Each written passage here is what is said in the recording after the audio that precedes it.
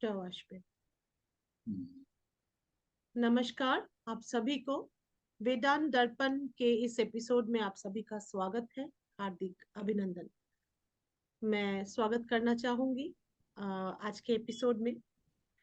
जो स्पीकर हैं ऋषि श्री गौतम चटर्जी सर का।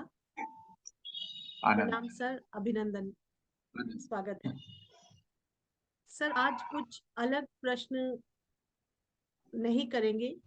पर्टिकुलरली कोई थ्योरेटिकल प्रश्न नहीं है, क्योंकि थ्योरी सारे पुस्तकों में लिखा हुआ है ऑलरेडी।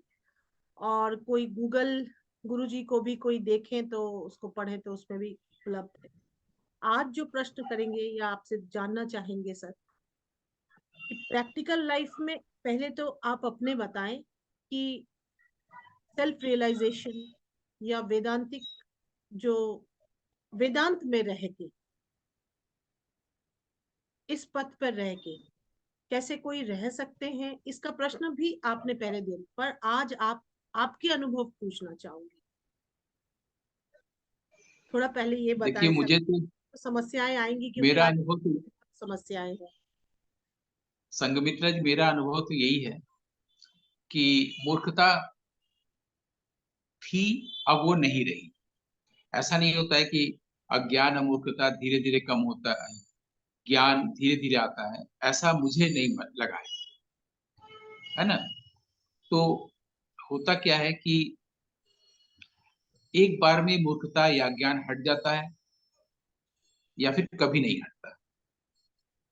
शायद ये उससे टैली कर रही बात कि रामकृष्ण ने परमहंस ने किसी से कहा था कि जिसका होता है एक बार में हो जाता है, हम्म, फिर नहीं तो कभी नहीं होता है। ऐसा नहीं होता है कि हम तबला सीख रहे हैं हम्म, या सरोद सीख रहे हैं। धीरे धीरे धीरे धीरे सीखना होता है और फिर रियाज करके और भी कई चीजें, डिविनिटी का हेल्प पाके वो उसमें लाइट आता है। जी, इसमें ऐसा नहीं होता है। इसमें क्या होता है कि हमारे पास एक फैकल्टी है जो हर ह्यूमन बीइंग को दी गई है। वो है फैकल्टी ऑफ इमीडिएट विजन। मतलब हम उस फैकल्टी का यूज कर सकते हैं बिना मनस को छुए, बिना मन को छुए, बिना, जो हमारे पास एक बहुत स्ट्रॉन्ग डिवाइस है माइंड, उसको बिना छुए भी हम इस फैकल्टी का यूज कर सकते हैं। वो यूज करने पर ही अपने आप, जिसको हम लोग कई नाम दे सकते हैं कि faculty of immediate perception, faculty of immediate intuition या फैकल्टी ऑफ इंटेंस क्लैरिटी, ये तुरंत होता है। तो मैं, अगर आप सिर्फ इस देह के बारे में, देह पे जो बैठा हुआ है इस देह के अंदर, उस देह को अगर थोड़ी देर के लिए स्पीकर कहें, तो स्पीकर का अपना जो अनुभव हुआ है बहुत पहले, वो ये है कि मैं शैडो में था,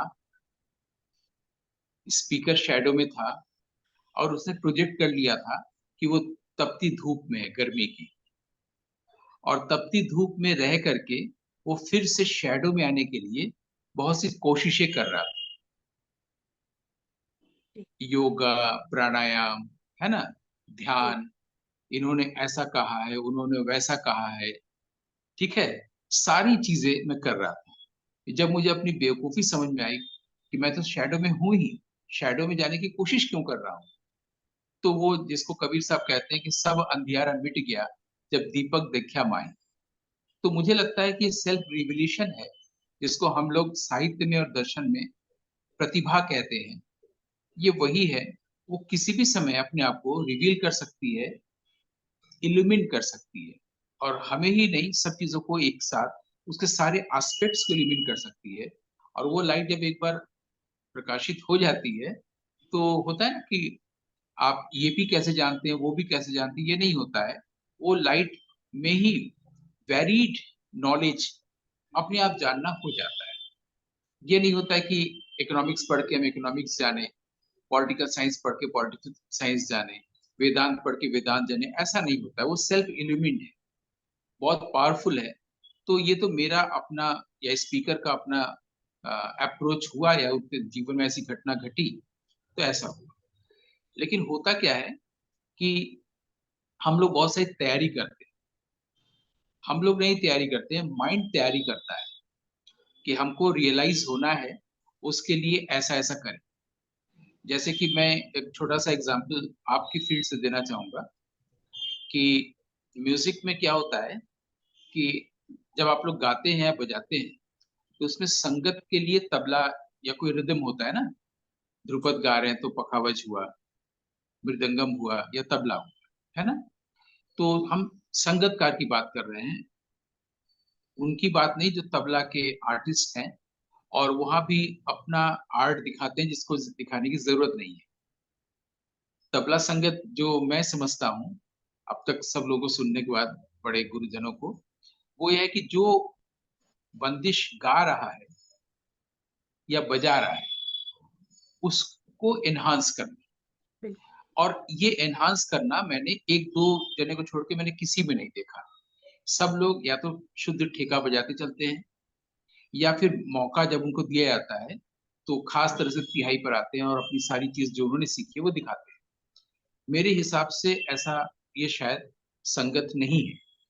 तो जैसे एक साधारण सा उदाहरण और दे, इस उदाहरण में फिल्म संगीत जब हम सुनते हैं तो उसमें जैसे रिदम शुरुआत होती है रिदम की, और वो गाना अचानक से ग्लो कर जाता है, जो मुखड़ा है, जो बंदिश है, फिल्म संगीत में हमने देखा है। उसमें ये मैं तो एक सिर्फ श्रोता हूँ, ध्रुपद का भी, ख्याल का भी और फिल्म संगीत का भी। उसमें मैंने पाया कि जैसे ही तबला पोर्शन आया या बोंगोज या वाइब्रोफोन आया, जैसे ही आया उसने उस गाने को एकदम से उठा दिया और ऑडियंस झूमने लगे, हम भीतर से भीतर झूमने लगे। बिल्कुल।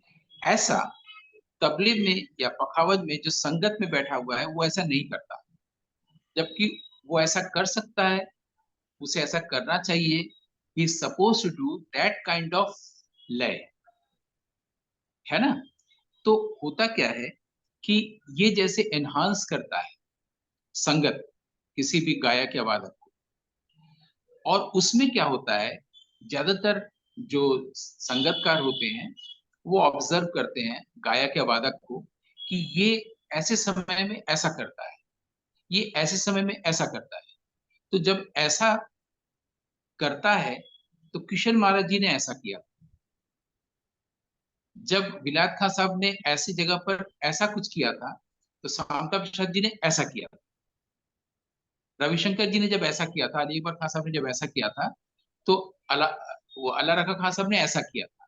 तो वो जो संगत करने आया है वो पूरी तैयारी लेके आता है, जब ऐसा होगा तो ऐसा करेगा, और वैसा जब नहीं होता है तो उसकी हालत बहुत अजीब हो जाती है ना। उसी तरीके से जब हमारे जीवन में प्रॉब्लम आता है तो हम सोचते हैं कि ऐसी प्रॉब्लम के लिए कृष्ण ने अर्जुन से ऐसा कहा है, ऐसी स्थिति के लिए रमन महर्षि ने ऐसा कहा है, ऐसी चीजों के लिए स्वामी जी ने ऐसा कहा है। वो जो हमारा परसेप्शन की फैकल्टी हमें दी गई है उसके तरफ हमारा ध्यान नहीं जाता है। हम लोग सोचते हैं कि इसके लिए जो सूफी में जिक्र है, जिसको हम लोग कीर्तन कहते हैं, तो उस जिक्र का यहाँ पर यूज करें, जिसकी कोई जरूरत नहीं है। होता क्या है कि जो भी व्यक्ति जन्म लेके आता है शरीर लेकर के, उसके जीवन की कहानी सबसे अलग होती है। उसकी कहानी कृष्ण से भी अलग है, राम से भी अलग है, स्वामी विवेकानंद से भी अलग है, और अली अकबर खान से भी अलग है, सबसे अलग है। भले ही एक देश के अंदर 130 करोड़ की आबादी हो या पूरे वर्ल्ड में पृथ्वी पर बिलियंस ऑफ पीपल, लेकिन जो व्यक्ति वो स्पिरिचुअल पाथ पर हो या ना हो, उसकी घटना, उसकी कहानी सबसे अलग हो। उसके साथ जो यूनिवर्सल सोल है, जो ब्रिलियंट ल्यूमिनिसिटी है, जो ब्रह्म है, जो ईश्वर है, वो उसके साथ एक खास ढंग से, नए ढंग से आया है, बिल्कुल फ्रेश। वो उस ढंग से नहीं आया है जिस ढंग से उसने रामकृष्ण के साथ डायलॉग किया। वो उस ढंग से नहीं है जिस तरह से उन्होंने साईं बाबा या मेहर बाबा या रमन महर्षि के साथ किया। वो हमारे साथ अब डायलॉग कर रहा है ना। तो हम उन लोगों की चीजों को, उन लोगों की थियोरीज को जो अब मेरा माइंड का हिस्सा बन गई है पढ़ लिख के या लोगों से सुन के, उसको हम अप्लाई कैसे कर सकते हैं। तो वही बताता है कि इस ब्रेन में एक फैकल्टी ये भी दी हुई है कि इमिडिएटली विजन हमारा इमिडिएटली और डायरेक्टली हम उसको अप्रोच करें सीधे, और उसके और हमारे बीच में कॉन्वर्सेशन। जी। तो जब म्यूजिक में क्या होता है आप लोग का, कि उसमें कभी कभी ऐसा होता है, हालांकि एक सतही चीज भी देखने को मिलती है, जो मैंने किसी एक एपिसोड में बोला था, कि कोई एक गायिका थी, उन्होंने अपने प्रोग्राम का छोटा सा वीडियो मुझे भेजा था। उसके बगल में, उसके गायन के बाद उसके उसके साथ कोई तबला में संगत कर रहा था, उसके बगल में भी कोई गायिका थी, वो भी परिचित है हमारी। वो जब गाना शुरू किया, तो ये जो तबला वादक है, जो कैमरे की पास है, वो बहुत फास्ट लय में बजाना शुरू किया, जबकि उन्होंने गाना शुरू किया था। ये मैंने किसी एपिसोड में बताया था। तो या तो अच्छा, और जो तबला वादक के बगल में पहली वाली गायिका थी, उन्होंने इशारा भी किया कि स्लो करो टेम्पो। उसे नहीं किया, क्योंकि उसको अपना दिखाना है, सुंदर दाढ़ी सुंदर कुर्ता, उसको उसने जो सीखा है। जिस गायिका ने गायन शुरू किया, उसका भी ध्यान गया, लेकिन उसने भी नहीं कहा कि तुम टेम्पो स्लो करो। और तो और, ऑडियंस में जो उन लोग के दोस्त थे, जो बाद में सब ग्रुप फोटो खिंचवाते हैं, उन्होंने भी नहीं कहा। ऐसे में गाना बंद करा देना चाहिए, कि भाई पहले ऐसा कर लो, तब मैं गाऊंगा या गाऊंगी, है ना। इसी का ठीक उल्टा भी होता है। जब अच्छा संग होता है, शफात खां अगर बजा रहे हैं, या अनोखे लाल जी बजा रहे हैं किसी के साथ, तो कई में से कुछ ऐसा हो जाता है जो ईश्वरीय है। वो बार बार नहीं होता, वो स्पेशल चीज होता है। वो रोज रोज की चीज नहीं हो सकती है, कि हमको जब तक भगवान का दर्शन हो जाए। वो कभी कभी होता है, वो स्पेशल होता है। लेकिन इस जीवन में ऐसा नहीं होता। म्यूजिक कंसर्ट में, ड्रामा में, पेंटिंग में, या और किसी आर्ट फॉर्म में, फिल्म में भी, एडिटिंग के दौरान भी, ये कभी कभी होता है। ईश्वर का स्पेशल कोई लाइट है, उसका दर्शन होता है। इसलिए रविन्द्रनाथ कहते हैं कि माजे माजे तोबू देखा पाई, मतलब बीच बीच में उसको उसका ग्लिम्स मिलता है, हर वक्त नहीं। लेकिन जीवन में ऐसा नहीं होता है। जीवन में जब वो लाइट एक बार रिवील हुआ, हर पल आनंदमय होता है। उसके लिए वेट नहीं करना पड़ता कि ऐसा कभी कभी होगा, जैसा कि म्यूजिक में होता है, या इंडियन क्लासिकल म्यूजिक में होता है, या और कहीं होता है। लेकिन ये आपने चूंकि स्पीकर का अपना एक्सपीरियंस पूछा, तो यही कहा जा सकता है कि एक डायरेक्ट परसेप्शन, इमीडिएट एक्सपीरियंस होता है, तुरंत इसी समय। और उसमें मन की छुअन नहीं रहती, मन का संगत नहीं रहता।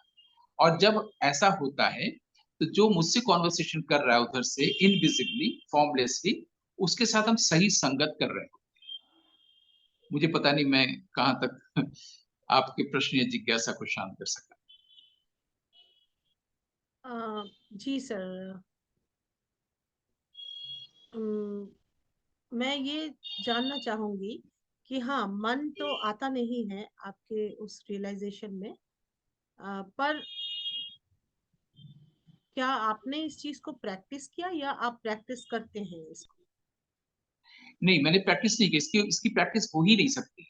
जी। इसलिए हम बार बार बोलते हैं, योगा, प्राणायाम, हम्म। ध्यान, ये सब प्रैक्टिस की चीजें हैं। ये बॉडी और माइंड के लिए है। इसका स्पिरिट जी। से या स्पिरिचुअलिटी से या रियलाइजेशन से कोई लेना देना ही नहीं है। जी। क्योंकि आप जब फिजिकल एक्सरसाइज कर रहे हैं, प्राणायाम कर रहे हैं, तो एक आपको बॉडी चाहिए। हम्म। जो भी आप करेंगे, उससे बॉडी की चीजें ठीक ठाक होगी। जी। मेडिटेट करने के लिए, कॉन्सेंट्रेट करने के लिए, कॉन्टेम्पलेट करने के लिए आपको माइंड चाहिए। उससे माइंड ठीक ठाक होगा। तो माइंड जब डिसऑर्डर से रेस्टफुल हुआ, तो आपको लगा कि हाँ, हम मेडिटेट करते हैं तो ठीक जा रहे हैं। हम्म। तो माइंड और बॉडी के पार जो चीज है, उससे टच ही नहीं हुआ। वहां पर तो सिर्फ इतनी सी बात है, कि आपके पास एक जो छोटा सेल्फ है, लिमिटेड, जो हमको टाइम और स्पेस में लिमिट करता है, लिमिट करने वाले जिसका डिवाइस है माइंड, उससे बाहर आकर के जो हम एक्चुअली हैं, अनलिमिटेड, फॉर्मलेस स्पिरिट, जी। लाइट, वहां तक तो हम गए ही नहीं ना। हमको लिमिट कर रखा है बॉडी में, माइंड में, और हम प्रैक्टिस किए जा रहे हैं बॉडी का, माइंड का, जो कि करना ही नहीं है। बॉडी माइंड तो ईगो का स्वरूप है। हमको तो बॉडी माइंड और ईगो के बियॉन्ड जाना है, उसके पार जाना है। ये बात पहले समझ में आनी चाहिए। जहां तक स्पीकर के व्यक्तिगत जीवन का सवाल है, शायद मैंने कभी कहा था कि बहुत जल्दी मैं बीएससी पार्ट 1 में चला गया था, 15 साल की उम्र में, और 15 से 18 साल तक मैं बहुत पर्टर्ब था, परेशान था। ये सोल जो है, वो 30,000 साल की यात्रा करता हुआ फिर एक बॉडी आया था, नया बॉडी, नई बॉडी। पिछला बॉडी जो है जीर्ण शीर्ण हो गया था, ये करता आ रहा था। और अब जो हुआ, उसमें ये जो परेशानी थी, उसमें ये जानना था मुझे एक्चुअली क्या है, उसको वो जानना। 18 साल का जो बॉडी का एज था तब ये हुआ। वो जो मैंने कहा ना कि शैडो में ही था, और मुझे लग रहा था कि मैं धूप में हूँ, और मैं धूप से शैडो में आने की कोशिश कर रहा था। वो 15 से 18 साल, 18 साल में जब पता चला कि नहीं मैं तो शैडो में हूँ, इसको जांचने के लिए मैं 18 से 21 साल और कुछ समय दिया।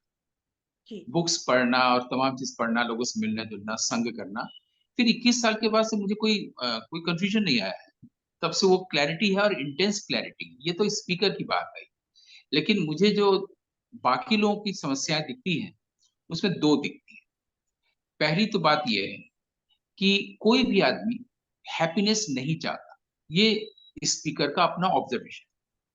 नहीं लोगों के चाहते। साथ रहते हुए मैंने पाया, सारे लोग सफरिंग चाहते हैं, सारे लोग सफर करना पसंद करते हैं, कोई हैप्पीनेस नहीं चाहता।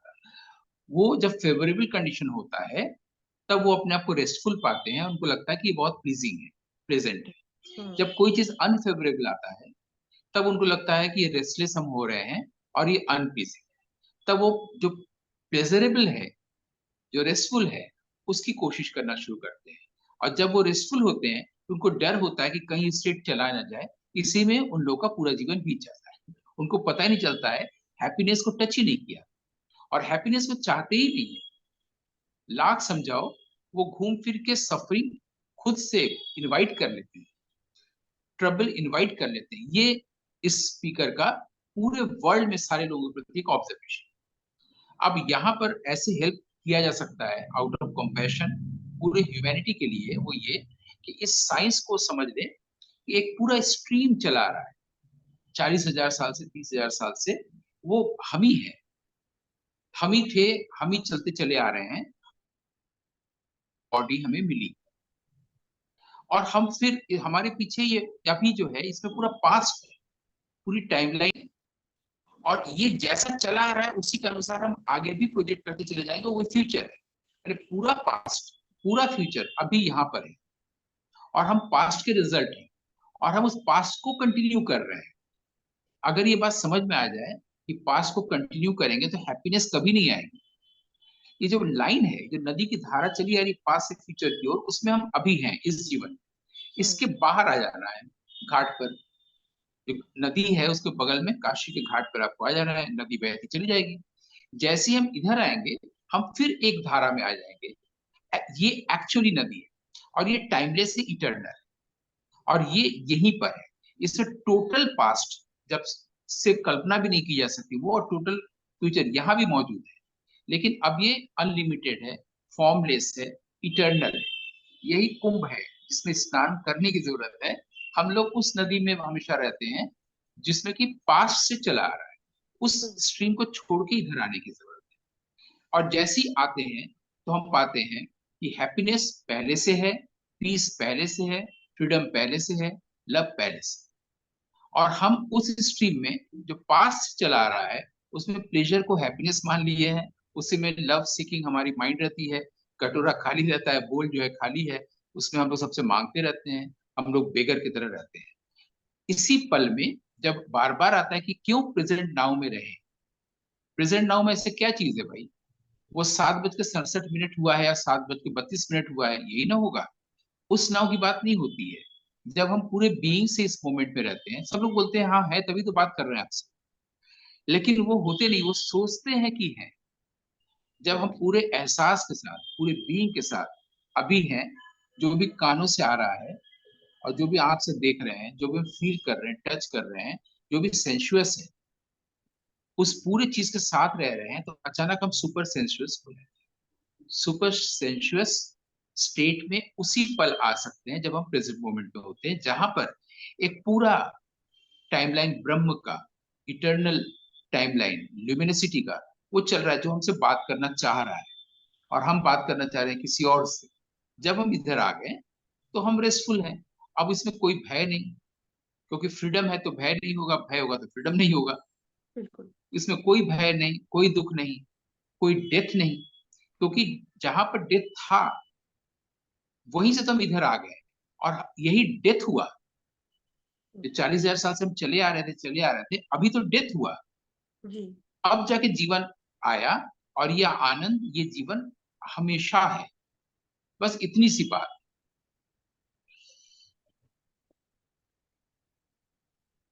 जी सर, बहुत ही लाभदायक था ये। और इसको, मुझे लगता है इसकी कोशिश हम सबको करना चाहिए इसके पीछे, कि किस प्रकार प्रेजेंट में रह के हमेशा अ, अपने आप को जब कोई पहचान लेता है उसके बाद में फिर एक, और साथ साथ मुझे लगता है सर, अलग अलग प्राणियों का, अलग अलग मनुष्यों का अलग अलग कॉन्स्टिट्यूशन होता है, अर्थात शारीरिक शक्ति, मानसिक शक्ति, ये सब भी फैक्टर्स है रियलाइजेशन के। क्योंकि यहाँ पर एक लाइन में बोलना चाहूंगा कि फिजिकल कॉन्स्टिट्यूशन सबका अलग होता है, हम्म। मेंटल कॉन्स्टिट्यूशन सबका अलग होता है, हम्म। लेकिन आत्मिक संरचना एक ही है सबकी। जी, वो तो है, वो तो है। आत्मा का जो कॉन्स्टिट्यूशन है वो एक है, बिल्कुल बिल्कुल बिल्कुल, वो सब में एक ही चीज है। वही आत्मा हर जगह इसलिए पे। सभी में संभावना है। संभावना तो हर जगह पे है। पर मुझे लगता है सर कि जैसे कई फैक्टर्स है, जैसे कोई प्रारब्ध का है, कुछ फल है, या कुछ चीजें तो क्रिएटेड होते हैं, ज्यादा से ज्यादा ही क्रिएटेड है इस प्रकार से। और मतलब कर्मा इज वेरी इंपॉर्टेंट, कि हर कर्म को जैसे सोचना, किस प्रकार की सोच, और मतलब हर चीजों के, जैसे आपने बोला कि माइंड को ना यूज करके प्रेजेंट में रहना, तो ह्यूमन बीइंग के लिए यही सबसे बड़ा मुश्किल है, कि माइंड को बिना यूज किए कैसे वो चले। माइंड को यूज करने न करने की बात सोचे ही ना। उसके जो ब्रेन में, उसने ब्रेन का थोड़ा हिस्सा यूज किया है बिलियंस ऑफ ईयर्स में, थोड़ा हिस्सा। जी और जी साइंटिस्ट ने भी कहा है कि पूरे ब्रेन का अभी तक ह्यूमन बीइंग ने यूज नहीं किया है। जी जी। जैसे वो faculty of direct vision, hmm. Faculty of immediate perception का यूज करता है, पूरा ब्रेन जग जाता है, हम्म। टोटल ब्रेन पूरा बिल्कुल। यूज होने लगता है। और ये सबके लिए संभव है। इसके लिए प्रारब्ध कर्म, चाहे वो कुछ समय का हो, क्योंकि सबका प्रारब्ध कर्म ऐसा नहीं होता कि आपके 10 साल तक था या 30 साल तक था। ये 40 साल से प्रारब्ध कर्म चला आ रहा है सबके साथ, 40,000 साल से। हम उसको प्रारब्ध कर्म बोल रहे हैं, जो युगों युगों से चला आ रहा है, अब ना कंटिन्यू करें। जी, ये हैप्पीनेस। बहुत सुंदर सर। देखिए सर, क्या इत्तेफाक बोलूं, क्या कोइंसिडेंस है आज जब हम लोग इस जूम सेशन को कर रहे हैं, आज एक बहुत सुंदर दिन है। आज स्वामी ब्रह्मानंद जी थे, वो श्री रामकृष्ण के 16 डिसाइपल्स में से एक थे, जिनको जी राजा महाराज बोला जाता है। उनका घर का नाम था राजा, सॉरी, राखाल। और वो राजा महाराज बोल के सब लोग बोलते थे, and he was the first president of the Ramakrishna order. हाँ। जी तो वो जो है गोपाल के रूप में, चलिए वो तो एक कहानी है ही। आज उनकी जन्म तिथि है। और उनकी एक बात, उन्होंने एक छोटी सी एक ही पुस्तक लिखी थी, क्योंकि वो खाली ध्यान मग्न रहते थे तो अपने उसी में वो रहते थे। उन्होंने छोटी सी पुस्तक लिखी थी, वो भी बहुत ही पतली सी है, कोई पुस्तक नहीं, वो एक जैसे जो ठाकुर की वाणियां हैं वो सब लिखा था उन्होंने अपनी भाषा में। तो उसमें फर्स्ट जो लाइन है वो है, वो बांग्ला में है, मैं उसका हिंदी भी बोल देती हूँ। जो अपने आप को जानता है वो भगवान को भी जानता है, जे निजे के चेने एक ही बात से भगवान क्यों चेने। है, एक ही बात है। एक ही बात है। तो वही पर आज हम लोग भी कितने सुंदर, आज इसी टॉपिक पे हम लोगों ने भी बोल मतलब डिस्कस किया। और आपने बताया कि जो जो अपने आप को पहचानना, अपना आत्मा को पहचानना, अपने आत्मा के साथ में संयोग करना, उनके साथ आत्मा के, अपने आप को जानना, जो है रियल, द रियल मी, उसके साथ जब हो जाता है तो वो ईश्वर ही के साथ साक्षात भी हो जाते हैं। इस प्रकार मतलब ये कितना, मुझे बहुत ही ये वो लग रहा है कि ये ईश्वर की इच्छा के बगैर तो कोई चीज है नहीं पृथ्वी पर। तो हो सकता है ये उन्हीं की इच्छा होगी कि आज इसी टॉपिक पे हम लोग डिस्कस किए। जी। बहुत बहुत धन्यवाद सर, आभार। मिलते हैं आप लोगों से अगले एपिसोड में। नमस्कार। आनंद।